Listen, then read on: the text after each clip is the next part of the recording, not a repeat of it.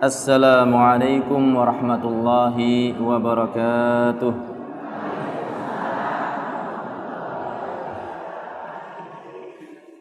Innal hamdalillah nahmaduhu wa nasta'inuhu wa nastaghfiruh wa na'udzu billahi min shururi anfusina wa min sayyiati a'malina.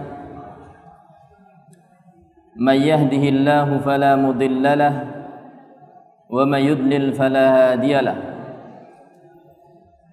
Asyhadu an la ilaha illallah wahdahu la syarika lahu wa asyhadu anna Muhammadan abduhu wa rasuluh.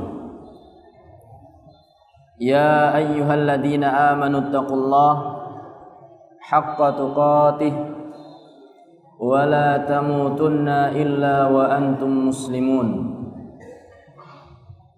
Ya ayyuhalladzina amanu taqullaha wa qulu qawlan sadida yuslih lakum a'malakum wa yaghfir lakum dhunubakum wa man yuti'illaha wa rasulahu faqad faza fawzan 'azima. Amma ba'd, fa inna asdaqal hadithi kitabullah wa khairal hadi hadi Muhammadin sallallahu alaihi wasallam wa syarral umuri muhdatsatuha wa kullu muhdatsatin bid'ah wa kullu bid'atin dhalalah wa kullu dhalalatin finnar.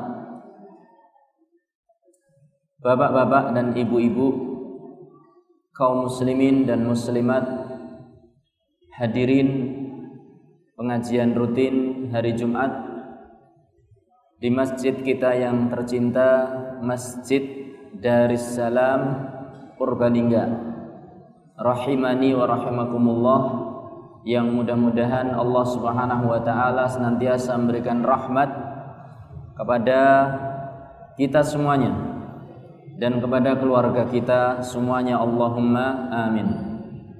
Dan juga bapak-bapak dan ibu-ibu sekalian, mudah-mudahan Allah Subhanahu wa taala berkenan mencurahkan kepada kita taufik, petunjuknya, bimbingannya, supaya kita ini bisa senantiasa meyakini, mengucapkan, melaksanakan, meyakini, mengucapkan dan melaksanakan segala perkara yang dicintai dan diridhoi oleh Allah Subhanahu wa taala. Dan kita mohon kepada Allah Subhanahu wa taala untuk berkenan mencurahkan taufiknya, hidayahnya, bimbingannya, sehingga kita bisa menjauhi, bisa meninggalkan segala macam keyakinan, ucapan dan perbuatan yang dibenci dan dimurkai oleh Allah Subhanahu wa taala. Bapak-bapak kaum muslimin dan ibu-ibu kaum muslimat rahimani wa rahimakumullah, pembahasan kita pada hari ini adalah kelanjutan dari seri pembahasan keluarga muslim. Pada beberapa pertemuan yang lalu tentang keluarga muslim, kita sudah membahas tentang nikmatnya sebuah rumah tangga, nikmatnya sebuah rumah dan sebuah rumah tangga. Dan pada pertemuan yang kedua, kalau tidak salah ingat, kita membahas tentang ujian di balik nikmat, bahwasanya sebuah rumah tangga dan rumah yang itu merupakan nikmat, tapi di balik kenikmatan itu ada ujiannya. Kita sudah bahas itu. Kemudian pada pertemuan yang ketiga, yang saya beri judul saat itu adalah Nguyai Segoro, yakni memberi garam di lautan, karena seorang muda yang masih ingusan berbicara di depan bapak-bapak dan ibu-ibu yang sudah pengalaman. saya berbicara dan menyampaikan di hadapan bapak-bapak dan ibu-ibu tentang hak seorang istri. Kemudian kita selingi pada kajian bulan Ramadan dengan pembahasan yang lain. Dan tibalah saatnya kita masuk pada pembahasan berikutnya. Kalau pada pembahasan sebelumnya kita membahas tentang hak seorang istri, maka pembahasan kita kali ini adalah hak seorang suami. Remen apa mboten bapak-bapak? Alhamdulillah. Ini yang senyum sekarang ini bapak-bapak. Kalau pada pertemuan yang lalu yang senyum itu ibu-ibu. Nah, sekarang ibu-ibu harus konsentrasi. Sementara bapak-bapak mendengarkan dengan penuh konsentrasi juga. Sehingga nanti kondur pulang bisa saling mengingatkan. Bapak-bapak kaum muslimin dan kaum muslimat rahimani wa rahimakumullah yang dirahmati oleh Allah.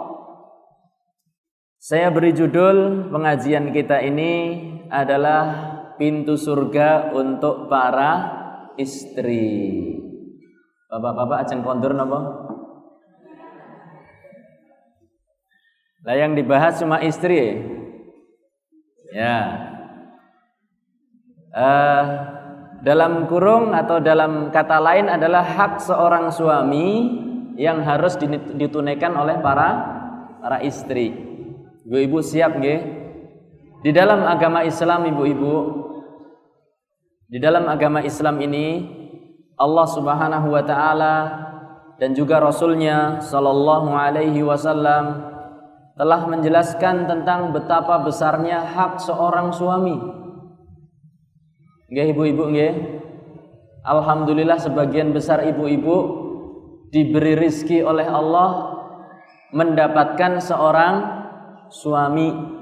Mungkin juga ada yang lebih dari seorang karena mungkin ditinggal mati oleh suami yang pertama atau berpisah dengan suami yang pertama, bertemu lagi dengan suami yang kedua. Begitu seterusnya. Yang jelas kebanyakan dari ibu-ibu yang hadir di sini alhamdulillah paling tidak pernah merasakan nikmat Allah yang sangat besar berupa suami. Karena Allah Subhanahu wa taala memberikan suami, maka saat ini sebagian besar ibu-ibu telah menggendong yang namanya apa? Cucu. Ya, cucu. Cucu itu pun lahir dari seorang putri dari ibu-ibu yang mendapatkan seorang suami. Maka nikmat yang sangat besar sekali. Oleh sebab itu Allah Subhanahu wa taala ya memberikan satu ajarannya, satu kaidah yang agung dalam agama Islam, bahwasanya laki-laki itu adalah pemimpin kaum wanita. Seorang pemimpin yang harus dihormati, yang harus dihargai, yang harus dimuliakan, harus ditaati, harus dipenuhi hak-haknya. Allah Subhanahu wa taala berfirman, "Ar-rijalu qawwamuna 'alan nisa." Kaum pria itu adalah pemimpinnya kaum wanita. Bima faddalallahu ba'dahum 'ala ba'din. Hal ini dikarenakan Allah Subhanahu wa taala telah mengutamakan, melebihkan kaum laki-laki di atas kaum wanita. Wa bima anfaqu min amwalihim. Dan juga dikarenakan kaum pria kebiasaan mereka adalah menginfakkan, membelanjakan hartanya untuk menafkahi istrinya. Saya kemarin ada guyon-guyon dengan seorang bujang bapak-bapak ibu-ibu. Bujangnya dari satu tempat lah ya. Mas, sudah nikah belum? Senyum aja. Kata dia, lagi nabung Ustaz, persiapan katanya. Subhanallah ya, pikirannya seorang bujang kalau mau nikah saja harus nabung. Nanti uangnya mau dikemanakan? Dibelanjakan kepada istrinya. Subhanallah, itu pikiran loh. Dia sudah mendapatkan niat yang luar biasa. Bahkan mungkin mendapatkan pahala karena niatnya. Tapi apa kata saya? Kan dia jawabannya lagi nabung, Ustaz, gitu kan? Saya katakan, Mas, nek ditabung-tabung tok, sampean ndak dapat pahala. Maaf nih, bukan berarti nggak dapat pahala sama sekali. Pahalanya sedikit. Tapi kalau sekarang sampean langsung nikah, Mas, itu pahalanya gede. Nabungnya ke istri daripada ditabung di sebuah apa? Napa niki? Celengan. Ya mending kan diinfakkan kepada istri sehari 5.000. Sesuatu yang telah diinfakkan kepada istri sehari 5.000, sehari 10.000, sehari 15.000, sehari 100.000, sehari 500.000, itu jauh lebih bermanfaat daripada hanya ngejeblek di dalam sebuah black. Diam saja di dalam sebuah black. Mas, kalau Anda mati, tabungan ini ya tidak Anda nikmati, belum bernilai pahala. Tapi kalau Anda mati sudah punya istri, berapa rupiah yang sudah Anda infakkan di jalan Allah Subhanahu wa ta'ala. Maka Islam juga mengajarkan infak yang paling baik adalah infak kepada keluarga. Bapak-bapak dan ibu-ibu sekalian, ini sekilas saja ya, yang menunjukkan bahwasanya Allah Subhanahu wa ta'ala telah melebihkan kaum pria di atas kaum wanita. Maka kewajiban ibu-ibu sekalian, sekali lagi, nanti sambil gandeng bapaknya pulang, sambil dibonceng oleh bapaknya ya, ingat masa muda, syukurilah apa yang telah ada. Terkadang satu keluarga itu, nuwun sewu niki nggih, mboten nguyai segara niki nggih. Satu keluarga itu kalau berhadapan dengan sepiring nasi, dari tahun ke tahun itu sudah berbeda-beda. Bagaimana sikap seorang suami istri terhadap sepiring nasi di malam pertama ketika mereka sudah nikah? Pertama kali ketemu, nggih, sang suami ditawari oleh istrinya, Mas, monggo daharumin. Mas, silakan makan dulu. Ini masakan khusus buat Mas. Apa kata suami? Waduh, Dek, saya sudah kenyang melihat adik. Artinya apa?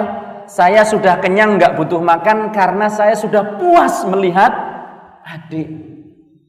Saya nggak membutuhkan yang lainnya. Saya hanya butuh kepada adik. Ini pada sebelum malam pertama. Makan kedua sepiring nasi, atau pada makan kedua sepiring nasi disikapi yang lain. Kan mesra sekali itu ya tadi, Masya Allah. Pada makan kedua, maka terjadi suap-suapan. Sang suami nyuapi istrinya, sang istri nyuapi suaminya. Nggih napa mboten, Mas? Nggih napa mboten, Bu? Belum pernah katanya bapak-bapak. Waduh, ini sing salah bapak-bapaknya atau yang salah ibu-ibunya? Atau malu sama malu? Ya, gadis pingit ketemu Joko pingit, jadinya malu sama malu. Ini gambarannya. Bapak-bapak, ibu-ibu, sepiring nasi ini akan disikapi berbeda ketika Anda sudah memiliki satu anak. Apa kata istri? Mas, dahari pun sampun siap, monggo sesarengan dahar. Mas, makanannya sudah siap. Atau jangan punya anak satu lah, masih hamil muda. Makanan sudah siap, mari kita makan bersama. Nek istilah Jawanipun, daharipun bulan, sepiring berdua. Nggih napa mboten?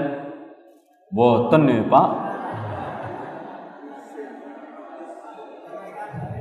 Dewekan bae lah ben marem. Sepiring berdua. Begitu anak lahir, maka nasib sepiring nasi pun sudah berbeda. Mas, masakan sudah siap. Monggo dahar. Tapi piringnya sudah dua. Anak kedua lahir, maka sang istri berkata, "Mas, daharan sudah siap, monggo dahar rumiyin, kula tak wonten dapur." Makanan sudah siap, Bang. Saya mau menyelesaikan pekerjaan rumah tangga dulu. Tapi tolong dimakan ya, Mas. Saya sudah capek masaknya. Anak ketiga, anak keempat, anak kelima, "Mas, tuh makanan sudah siap, mau makan ya terserah, enggak ya terserah."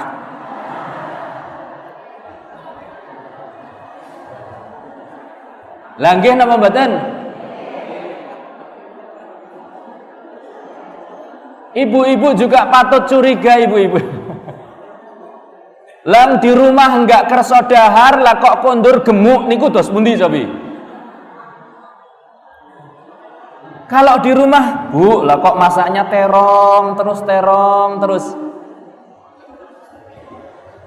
Kangkung terus. Tapi kok gemuk? Ternyata mampir ke Mbak Warung. Subhanallah. Jadi keharmonisan rumah tangga dari tahun ke tahun itu semakin apa? Luntur. Nah, ini yang harus kita ingat-ingat. Dulu pernah kita ingatkan bahwasanya nikmat berkeluarga itu tolong diingat-ingat betul. Kenapa kita mendapatkan terkadang kok istri akhlaknya semakin buruk, suami kok akhlaknya semakin jelek? Barangkali diantaranya dikarenakan sang istri kurang bersyukur atas adanya nikmat suami. Sebaliknya sang suami kurang bersyukur atas adanya nikmat istri. Nggih napa mboten? Maka bapak-bapak, ya, maka bapak-bapak dan ibu-ibu sekalian, sekali lagi kita saling bersyukur. Alhamdulillah saya diberi oleh Allah nikmat suami. Yang suami alhamdulillah iya ya, bener pancen jajal angger nyong ora duwe bojo. Coba bayangkan kalau saya ini tidak punya istri. Bapak-bapak dan ibu-ibu, kita masuk pada pembahasan. Di antara ajaran yang disebutkan oleh Rasulullah sallallahu alaihi wasallam tentang besarnya hak seorang suami adalah satu hadis yang diriwayatkan oleh sahabat Abu Sa'id, yang disebutkan oleh sahabat Abu Sa'id Al-Khudri dan diriwayatkan oleh Al-Hakim dan Al-Mundiri, bahwasanya Rasulullah sallallahu alaihi wasallam bersabda, "Haqquz zauji ala zaujatihi." Hak seorang suami atas istrinya. An law kanat bihi qarhatun, seandainya suami tadi memiliki koreng. Wonten sing korengen napa mboten bapak-bapak? Alhamdulillah mboten. Pun mari. Lah kok mun mari pun dilapi kali bojone. Alhamdulillah. An law kanat bihi qarhatun, seandainya sang suami memiliki sebuah luka koreng yang bernanah, subhanallah, falahasadha, kemudian sang istri menjilatinya, subhanallah, kemudian sang istri menjilatinya, ma'addat haqqaha, ma'addat haqqahu alaiha, niscaya perbuatan tadi belumlah cukup untuk memenuhi hak sang suami kepadanya. Luar biasa ibu-ibu. Pun nate napa dereng? Ala boro-boro dilatih. Pak, koreng pi dideng-dengaken. Ki dek nyong tangane ki gatel ki. Lah kowe gudik. Kana-kana. Dek ini loh dia ada luka di tangan saya. Udah sana diurus sendiri. Subhanallah. Ini menjilati. Seandainya sang istri menjilati lukanya tadi, maka belumlah sang istri menunaikan hak suami. Maka zaman dulu ada seorang perawan di zamannya Nabi Muhammad sallallahu alaihi wasallam. Dipaksa-paksa, disuruh-suruh oleh bapaknya untuk menikah. Tapi belum juga mau. Apa kata dia kepada bapaknya? Pak, saya tidak akan mau menikah sampai saya ini mengetahui apa kewajiban istri kepada suaminya. Maka datanglah perawan tadi, gadis tadi, dengan bapaknya, bersama bapaknya kepada Rasulullah Muhammad sallallahu alaihi wasallam dan bertanya, apa hak seorang suami kepada istrinya? Apa jawaban Rasulullah sallallahu alaihi wasallam? Ini jawabannya. Haqquz zauji ala zaujatihi, hak seorang suami atas istrinya. Allau kanat bihi qarhatun, seandainya sang suami memiliki luka, memiliki koreng, falahasatha, kemudian wanita itu, sang istri tadi menjilati koreng tadi itu, ma'addat haqqahu, niscaya wanita tersebut belum bisa memenuhi hak seorang suami. Maka gadis tadi mengatakan, kalau begitu saya tidak akan nikah. Pak Ustadz, wis kadung. Yang sudah terkadung, yang sudah terlanjur dijalani. Fattaqullaha mastata'tum. Bertakwalah kepada Allah semampu. Bukan berarti niki nuwun sewu, bukan berarti Islam itu mengajarkan jorok. Lah ono koreng kok kon dilati. Niki cuma permisalan, bapak-bapak, ibu-ibu. Permisalan. Mungkin nek kondur mboten usah modo sipak endi korenge. Mboten. Mboten usah nggih ibu-ibu nggih. Sing bapak-bapak kok ora usah ngedengaken. Nggih, jempolku korengen. Ayo dilati nek ora. Jangan begitu. Ini cuma permisalan betapa agungnya hak seorang suami. Aurat napa mboten ibu-ibu? Berat napa mboten ibu-ibu? Tapi sing berat angger dilakoni, angger dijalani, menawi dipun lampahi dados kebaikan dan menjadi pintu surga bagi ibu-ibu sekalian, insya Allah. Bapak-bapak dan ibu-ibu, dalam hadis yang lain Rasulullah sallallahu alaihi wasallam bersabda, menggambarkan tentang besarnya hak seorang suami kepada istrinya, di mana Rasulullah sallallahu alaihi wasallam bersabda dalam satu hadis yang diriwayatkan oleh Al-Imam Abu Dawud, dan hadis ini hasan sahih, ya, hasan sahih. Beliau bersabda, "Lau kuntu amuran ahada an yasjuda li ahadin la amartun nisaa an yasjudna li azwajihinna lima ja'alallahu lahum alaihinna minal haqqi." Kata Rasulullah sallallahu alaihi wasallam, ini sekali lagi permisalan ya. Jadi permisalan itu terkadang tidak perlu dilakukan dan tidak boleh dilakukan. Kayak tadi menjilati luka. Jelas yang namanya menjilati luka adalah membahayakan. Padahal Islam itu melarang segala sesuatu yang membahayakan. Kata Rasulullah sallallahu alaihi wasallam dalam satu hadisnya yang diperselisihkan memang masalah kesahihan hadis ini, kata beliau, la dharara wala dirar. Seorang itu tidak boleh membahayakan dan menimbulkan bahaya atau membalas kebahayaan. Ini prinsip agama Islam. Maka tidak boleh ibu-ibu dengan sengaja menjilati, tidak. Tapi wujudkan dengan perbuatan baik yang lainnya. Hadis yang kedua dikatakan oleh Rasulullah sallallahu alaihi wasallam, dan ini juga tidak boleh dilakukan. Hanya sekedar permisalan yang menunjukkan agungnya hak suami kepada istrinya.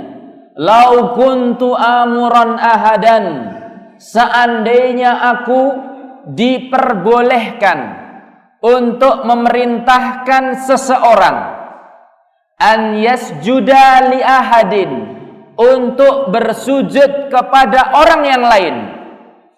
Seandainya aku boleh memerintahkan seseorang untuk bersujud kepada orang yang lain, la amartun nisaa, pasti sudah aku perintahkan kepada para istri an yasjudna, untuk bersujud li azwajihinna, kepada para suaminya. Ning pareng napa mboten? Mboten pareng. Sujud itu semata-mata kepada Allah Subhanahu wa taala. Tapi kalau seandainya Allah mengizinkan kepada Rasulnya Muhammad sallallahu alaihi wasallam untuk memerintahkan seorang hamba sujud kepada hamba yang lainnya, maka niscaya Rasulullah sallallahu alaihi wasallam akan memerintahkan para istri untuk sujud di hadapan para suami. Subhanallah. Kenapa sampai demikian besarnya hak suami? Kenapa sampai demikian halnya? Karena Rasulullah sallallahu alaihi wasallam mengatakan, lima ja'alallahu lahum alaihinna minal haqqi. Hal ini dikarenakan besarnya hak suami yang telah Allah wajibkan atas para istri. Ibu-ibu, bapak-bapak, rahimani wa rahimakumullah. Dari dua hadis ini, hadis yang pertama tentang sebuah luka, hadis yang kedua tentang sujudnya seorang istri kepada suami. Ini menunjukkan besarnya hak suami atas istrinya. Kalau begitu, Mas, Pak Ustadz, apa toh sebetulnya hak suami kepada seorang istri, hak suami atas seorang istri? Saya ingin tahu, sehingga saya bisa melaksanakan hak suami saya, sehingga saya tidak dicap oleh Allah sebagai seorang suami yang membangkang. Ya, mari kita pelajari. Mudah-mudahan sedikit demi sedikit akan tampak jelas apa hak suami dan apa hak istri. Sekali lagi bapak-bapak dan ibu-ibu, pernah saya singgung pada pertemuan yang lalu atau beberapa pertemuan yang lalu, bahwasanya kita sama-sama ngaji bareng, mempelajari hak-hak suami itu apa, hak-hak istri itu apa, kewajiban suami itu apa, kewajiban istri itu apa. Bukanlah untuk menang-menangan dewek, bukan untuk saling menyalahkan, tapi apa? Tujuannya adalah supaya kita bisa melaksanakan kewajiban kita. Sang suami melaksanakan kewajibannya. Kalau dia sudah melaksanakan kewajibannya, jadi apabila seorang suami sudah melaksanakan kewajibannya, artinya dia sudah menunaikan hak istri.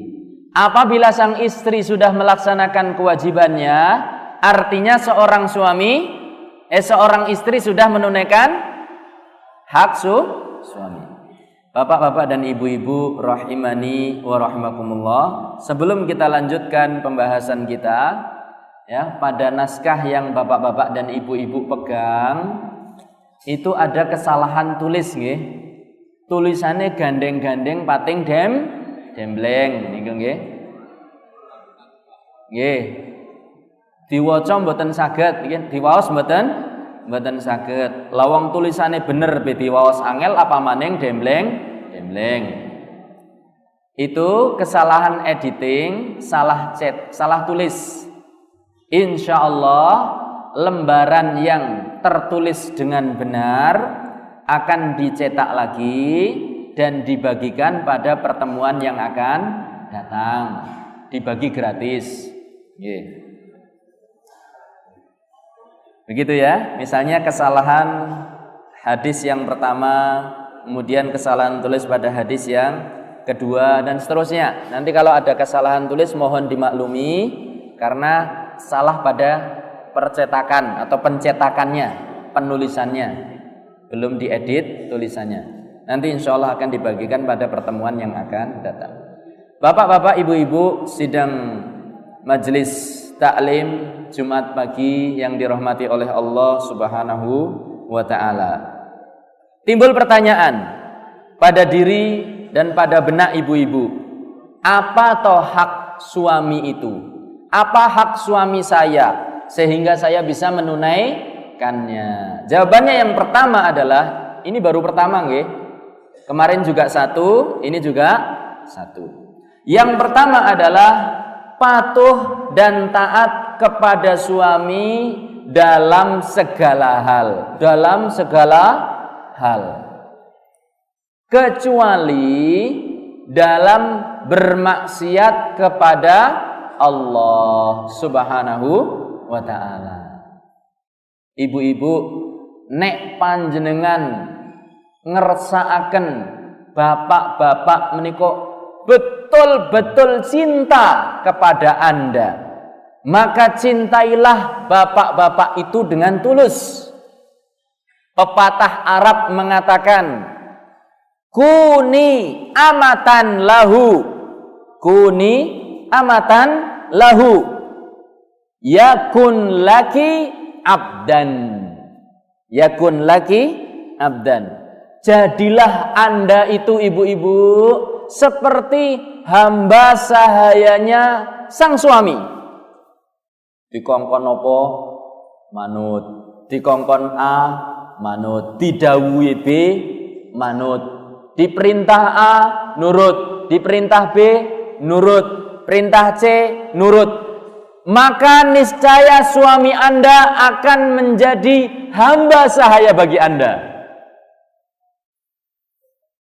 Jadi kalau Anda nurut pada suami, maka suami pun akan nurut pada istri. Dene mboten niku. Ya niki namanya juga pepatah. Semakin Anda nurut pada suami, semakin besar rasa sayang suami kepada Anda. Ini kewajiban sang istri, taat dan patuh kepada suami, kecuali dalam perkara yang berbau maksiat. Bapak-bapak dan ibu-ibu, ketaatan seorang istri kepada suami adalah kewajiban yang paling utama bagi seorang istri. Dan dia itu adalah cara yang praktis. Cara praktis niku napa nggih? Singkat. Ora akeh tenagane tapi gede asile. Prinsip ekonomi jarene niku nggih. Metune setitik ning hasilnya gede banget. Modal sedikit tapi hasilnya luar biasa. Dengan taatnya seorang istri kepada suami, dia akan mendapatkan beberapa keutamaan. Satu, dia akan diridhoi oleh suami. Ini yang pertama dulu. Sing tingkat ngisoran. Anda akan mendapat ridho dari para suami. Ya bayangkan iki nggih. Nek menawi panjenengan apabila bapak atau ibu-ibu itu diperintah apa saja manut, pasti nanti akan menjadi hiasan di dalam hati suami. Seneng sing jenenge wong lanang meniku. Waduh, bojoku, istri saya nek disuruh apa-apa manut banget. Dikon ngaji ya gelem ngaji. Dikon nganggo kudung alhamdulillah ya gelem. Dikon momong anak apa maning. Dikon jangan terong paling seneng. Terong melus ya. Subhanallah. Jadi kita leres napa mboten bapak-bapak? Bener nggih? Angger ibune manut rasane dadane kepripun? Anyes. Mlebu omah rasane arep ketemu karo bojo sing manutan. Tapi angger bojone ora manut, sing setri mboten manut, Allah, mendingan neng jaba wae. Masuk rumah itu ibaratnya dia masuk ke dalam neraka. Seakan-akan dia akan bertemu dengan seekor naga yang siap melahapnya sampai ke tulang-tulangnya. Yang baru mlebu rumah pak, baru mak krek langsung pak. Oh, niki naga yang siap melahap. Lagi lenggah sedikit pak, ya kan? Subhanallah. Ini rasanya angger mlebu omah rasanya bunek. Subhanallah. Maka ibu-ibu sekalian, bersabar. Taatlah pada suami. Niscaya akan Anda mendapatkan ridho dari suami. Yang kedua, Anda akan mendapatkan ridho dari Allah Subhanahu wa ta'ala. Dan ini yang pertama bahkan, kalau boleh diurut. Dan selanjutnya, Anda akan masuk ke dalam surganya Allah Subhanahu wa ta'ala. Mun telat napa dereng ibu-ibu? Telate kapan? Telate angger panjenengan sampun dipendet dening Allah Subhanahu wa ta'ala. Telate angger panjenengan pun dipendet sing kakung dening Allah Subhanahu wa ta'ala. Niki mumpung niki bapak-bapake tesih wonten. Mumpung bapak-bapaknya masih hidup, entah yang hadir di sini, entah yang tidak, maka jadilah istri yang penurut. Ustadz, mana buktinya kalau saya cinta taat kepada suami, saya akan mendapatkan keridhaan suami, dan ridhonya suami kepada saya adalah kebaikan bagi saya. Apa buktinya? Kita sebagai seorang muslim cukup bukti satu saja dari sabda Rasulullah sallallahu alaihi wasallam. Beliau bersabda dalam satu hadis yang diriwayatkan oleh Al-Imam At-Tirmidzi, ya, dan hadis ini sahih, diriwayatkan dari istri Rasulullah sallallahu alaihi wasallam, Ummu Salamah. Beliau bersabda, ayyumam ra'atin matat wa zawjuha anha radin dakhalal jannah. Wanita manapun yang meninggal dunia, wanita manapun yang meninggal dunia dan suaminya ridho kepadanya, maka dia akan masuk ke dalam surga. Pintu surga apa sanes? Pintu surga.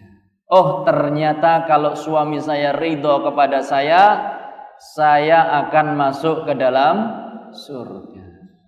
Ibu-ibu mungkin sebagian kaum muslimin di luar sana yang belum kenal dengan agama Islam akan menganggap perkara ini adalah perkara yang tidak tinemu nalar, tidak masuk akal. Tidak terbayangkan. Karena tidak terbayangkan akhirnya mereka meninggalkan.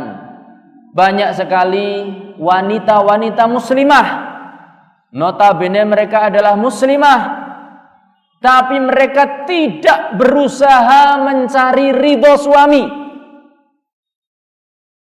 Adanya dengan suami bagaimana berkonfrontasi. Napa niku konfrontasi? Bengkrik baik. Pokoknya kalau ketemu suaminya nggak mau ngalah. Ketemu suaminya harus kalah. Harus suaminya yang salah, harus suaminya manut, harus begini, harus begini, harus begini.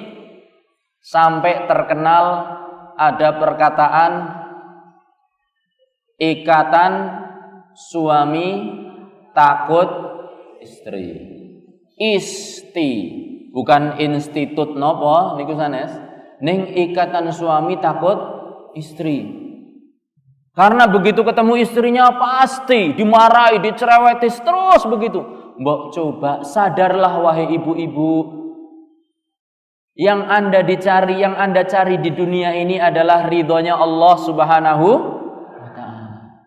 Dengan keridhaan Allah Subhanahu wa ta'ala kita akan masuk ke dalam surga. Salah satu cara untuk masuk dalam surga adalah mendapatkan ridho suami. Salah satu cara mendapatkan ridho suami adalah Anda taat dan patuh kepada suami. Subhanallah. Nek ketemu mesem, diperintah manut. Ini luar biasa. Bapak-bapak dan ibu-ibu rahimani wa rahimakumullah. Ini yang saya katakan tadi singgung di depan. Kalau bisa keromantisan, keharmonisan yang dulu ada di awal ketika kita berkeluarga jangan sampai hilang meskipun tubuh kita sudah dimakan usia. Jadi mangke dimulai nggih ibu-ibu.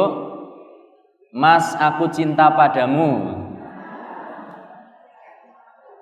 Sama-sama Bu, tapi mbok yo sudah tua, jangan cinta-cinta. Wis padha tuane lah Bu. Praktek Pak, praktek.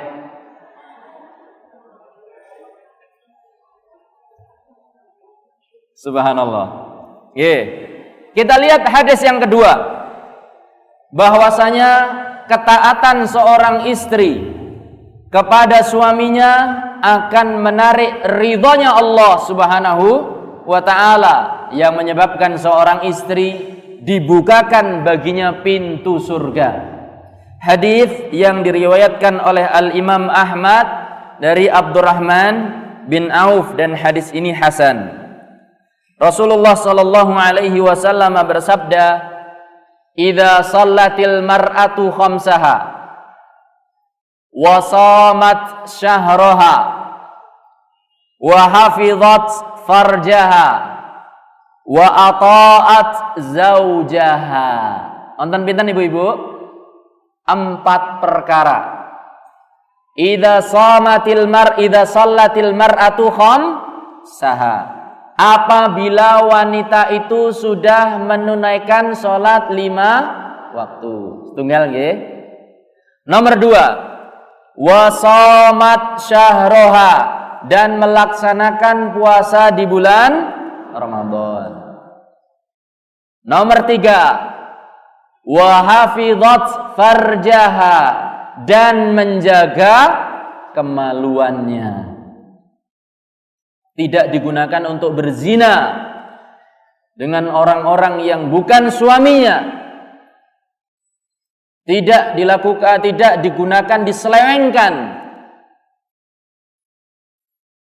kepada orang-orang yang bukan suaminya. Dan yang keempat, wa ata'at zaujaha. Dan apa bapak-bapak ibu-ibu? Dan dia taat kepada suaminya. 4 perkara ini. Salah satunya adalah wa ata'at zaujaha.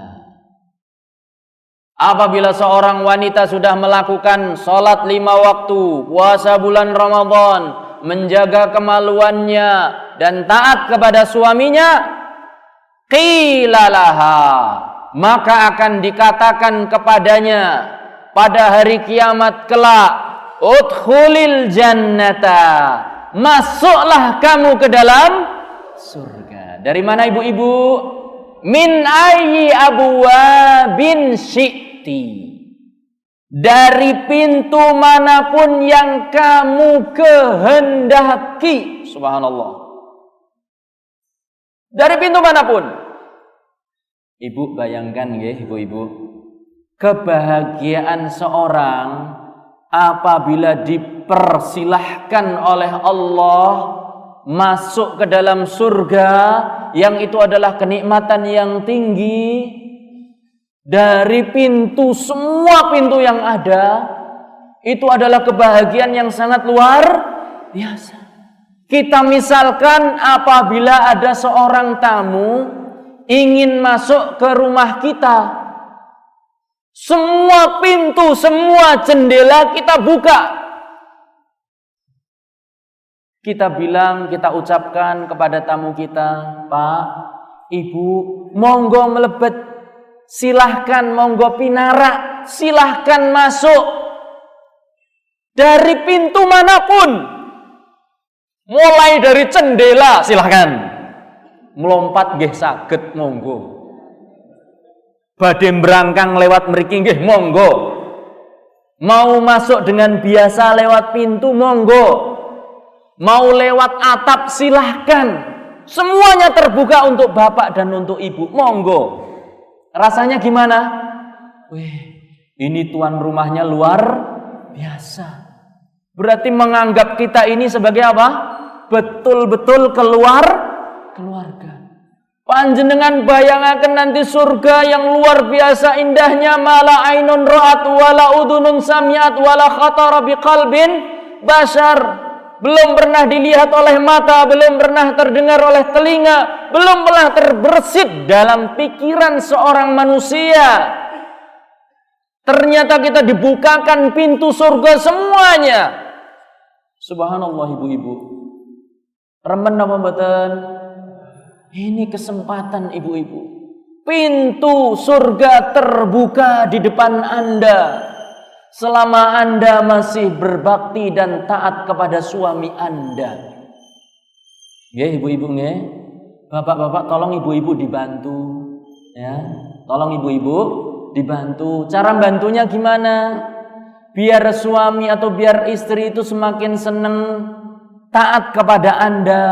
Jadilah Anda seorang suami yang saleh.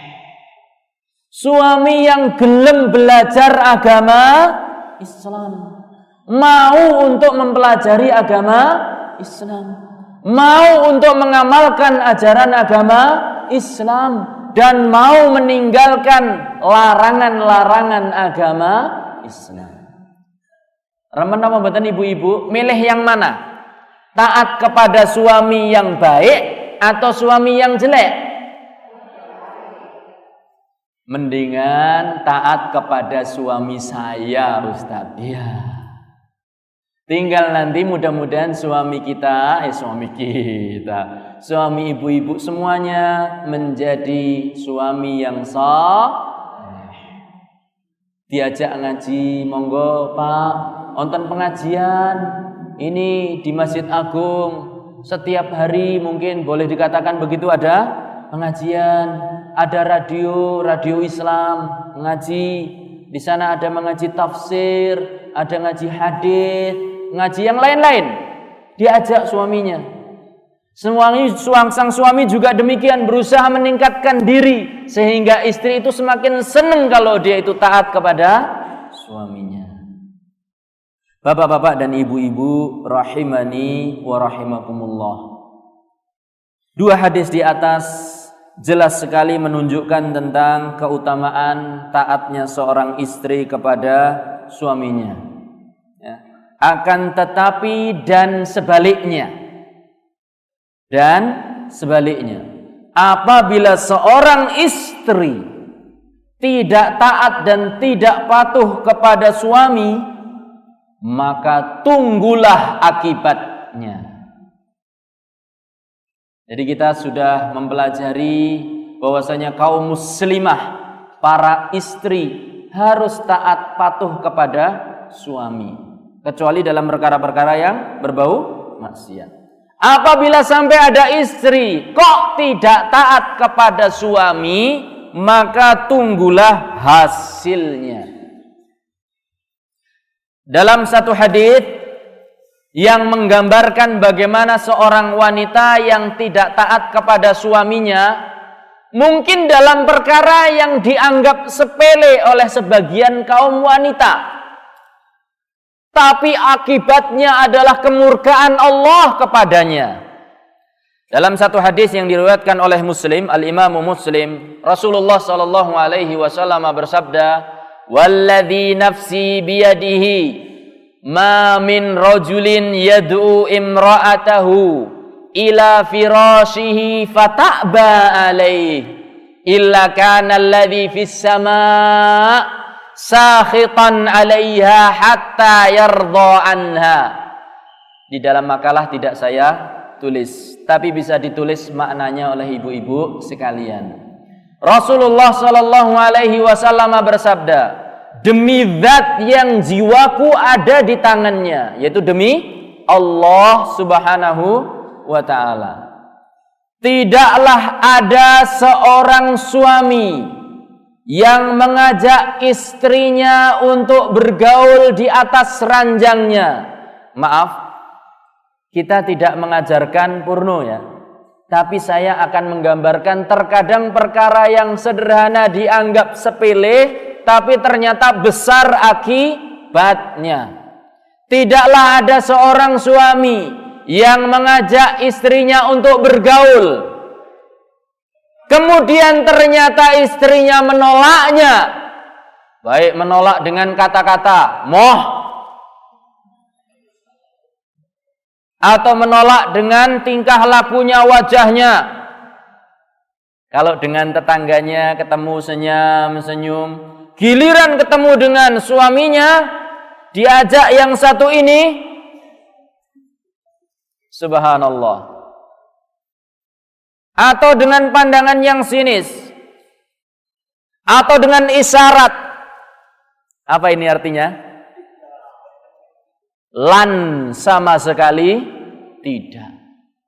Maka illa kana alladzi fis sama', kecuali Allah yang berada di langit, yang berada di atas langit, sakhitan 'alaiha, akan murka kepada sang istri, ibu-ibu, hatta yarda anha, sampai sang suami mau memaafkannya, sampai sang suami ridho. Berat napa mboten ibu-ibu? Tapi kalau dilaksanakan akan membuka pintu. Kalau dilanggar, menarik kemurkaan Allah Subhanahu wa ta'ala. Ini satu contoh gampang saja, bahwasanya orang wanita yang tidak taat kepada suami, inilah akibatnya. Demikianlah bapak-bapak dan ibu-ibu sekalian. Satu catatan, bahwa ketaatan seorang istri kepada suaminya hanyalah dalam perkara-perkara yang diizinkan oleh syariat, oleh Allah. Tidak boleh seorang istri taat kepada suami dalam perkara-perkara yang dimurkai, dibenci oleh Allah, dilarang oleh Allah. Karena Rasulullah sallallahu alaihi wasallam bersabda, "La ta'ata li makhluqin fi ma'siyatillahi azza wa jalla." Tidak boleh seorang untuk taat kepada seorang makhluk, tidak boleh seorang untuk taat kepada seorang makhluk dalam bermaksiat kepada Allah. Maka kalau suami Anda, ibu-ibu, memerintahkan Anda untuk menyiapkan sajen, nun sewu Pak, mboten saged. Kalau suami Anda memerintahkan Anda untuk meletakkan sesajen, nuwun sewu Pak, mboten saged. Kalau suami Anda memerintahkan, "Bu, rasah salat wae. Urip kok onone salat wae." Maka kita katakan, "Nuwun sewu Pak, kula badhe tetap salat." Kalau suami Anda mengatakan, "Bu, ben tambah ayu rasah nganggo kudung, eman-eman ayune ora kanggo." Kita katakan, "Nuwun sewu Pak, kula badhe tetep kerudungan karena Allah Subhanahu wa taala." Demikian ibu-ibu. Ya. Maka inilah akhir dari pengajian kita pada kesempatan pagi hari ini. Mudah-mudahan menambahkan semangat kepada para ibu-ibu untuk berlomba-lomba mendapatkan kebaikan dengan taat kepada suami. Dan juga dalam kesempatan kali ini saya mengajak diri saya dan juga bapak-bapak sekalian untuk berusaha menjadi suami yang soleh, sehingga para istri semakin gembira, senang dalam taat kepada kita. Akhirul kalam, wabillahi taufiq wal hidayah, walhamdulillahi rabbil alamin. Wassalamualaikum warahmatullahi wabarakatuh.